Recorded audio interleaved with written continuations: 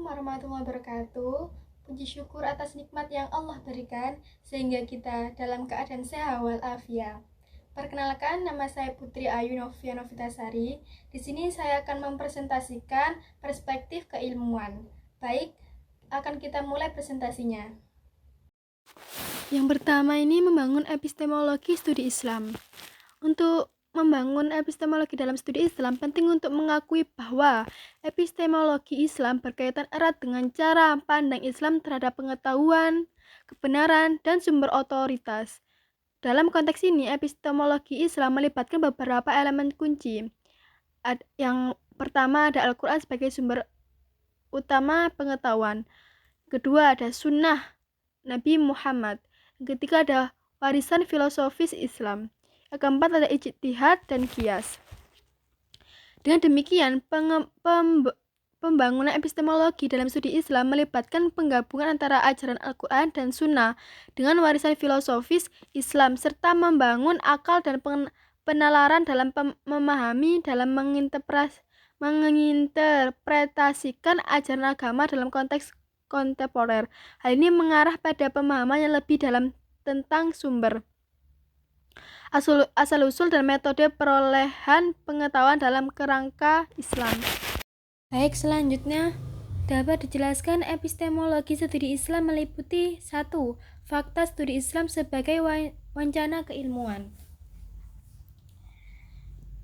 Wacana keilmuan dalam studi Islam merujuk pada proses penyelidikan, analisis, dan diskusi tentang sebagai aspek kehidupan yang berkaitan dengan Islam.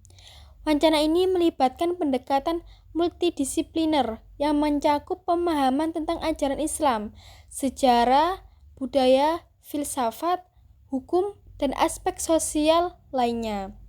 Hal ini bertujuan untuk memahami Islam secara holistik dan mendalam, serta mengembangkan pemikiran yang kritis dan konstruktif dalam menafsirkan serta menerapkan prinsip-prinsip Islam dalam konteks modern.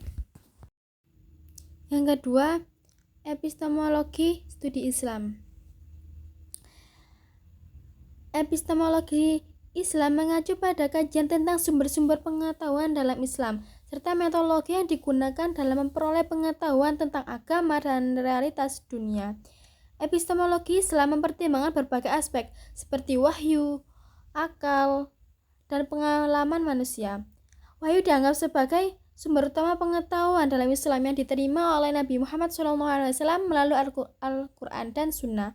Al-Quran dianggap sebagai wahyu ilahi yang membuat pedoman hidup dan pengetahuan yang bersifat mutlak dan otoritatif bagi umat Islam. Selain itu, Sunnah atau ajaran yang praktek Nabi Muhammad juga dianggap sebagai sumber pengetahuan yang penting. Namun, dalam epistemologi Islam, akal juga dihargai sebagai alat yang penting dalam memahami wahyu dan menganalisis realitas. Islam mengajarkan untuk menggunakan akal sehat dalam memahami ajaran agama dan menafsirkan isu-isu kehidupan. Namun, akal dianggap perlu dikontrol oleh wahyu sehingga tidak bertentangan dengan ajaran Islam. Pengalaman manusia juga dianggap sebagai sumber pengetahuan yang penting dalam epistemologi Islam. Pengalaman individu dalam kolektif umat Islam dapat menghadapi berbagai situasi hidup digunakan sebagai bahan untuk mengembangkan pemahaman dan pengetahuan tentang agama dan dunia. Dengan demikian, epistemologi Islam menekankan pentingnya memadukan wahyu, akal, dan pengalaman dalam memperoleh pengetahuan yang komprehensif dan mendalam tentang Islam serta realitas dunia. Nomor 3, ancaman rumusan epistemologi studi Islam. Perumusan epistemologi studi Islam, beberapa langkah ancaman yang penting. Ancaman tersebut mencakup 1. Analisis terhadap sumber-sumber pengetahuan. Langkah pertama dalam merumuskan epistemologi studi Islam adalah melakukan analisis mendalam terhadap sumber-sumber pengetahuan dalam Islam. Ini melibatkan pemahaman yang mendalam tentang wahyu, Al-Quran, dan Sunnah, akal dan pengalaman manusia sebagai sumber-sumber utama pengetahuan dan tradisi Islam.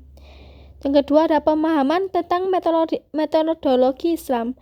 Epistemologi studi Islam juga melibatkan pemahaman tentang metodologi yang digunakan dalam memperoleh pengetahuan tentang agama dan realitas dunia dalam kerangka Islam. Ini mencakup pemahaman tentang cara-cara interpretasi Al-Quran dan hadis, serta metodologi penelitian dan berbagai bidang ilmu yang berkaitan dengan Islam. Terus ada lagi kritisisme terhadap sumber pengetahuan. Ancaman epistemologi studi Islam juga mencakup kritisisme terhadap sumber-sumber pengetahuan, baik itu terhadap teks-teks agama maupun terhadap pemikiran-pemikiran tradisional. Ini mencerminkan pentingnya pendekatan kritis dan analitis dalam pemahaman serta menafsirkan ajaran Islam dan realitas dunia. Dengan demikian, ancaman rumusan epistemologi studi Islam menekankan pentingnya pemahaman yang mendalam terhadap sumber-sumber pengetahuan dalam Islam, integrasi antara wahyu, akal, dan pemahaman manusia, serta pendekatan kritis terhadap sumber-sumber pengetahuan tersebut. Ini membentuk landasan yang kokoh dalam memahami dan mengembangkan studi Islam sebagai disiplin ilmu. Baik, selanjutnya metodologi studi Islam. Metodologi studi Islam merujuk pada pendekatan atau cara yang digunakan dalam mempelajari agama Islam secara ilmiah dan sistematis. Metodologi ini melibatkan beberapa prinsip dan langkah-langkah yang dijelaskan, yaitu pemahaman terhadap sumber-sumber utama. Metodologi studi Islam dimulai dengan pemahaman yang mendalam terhadap sumber-sumber utama dalam agama Islam, yaitu Al-Quran dan Sunnah.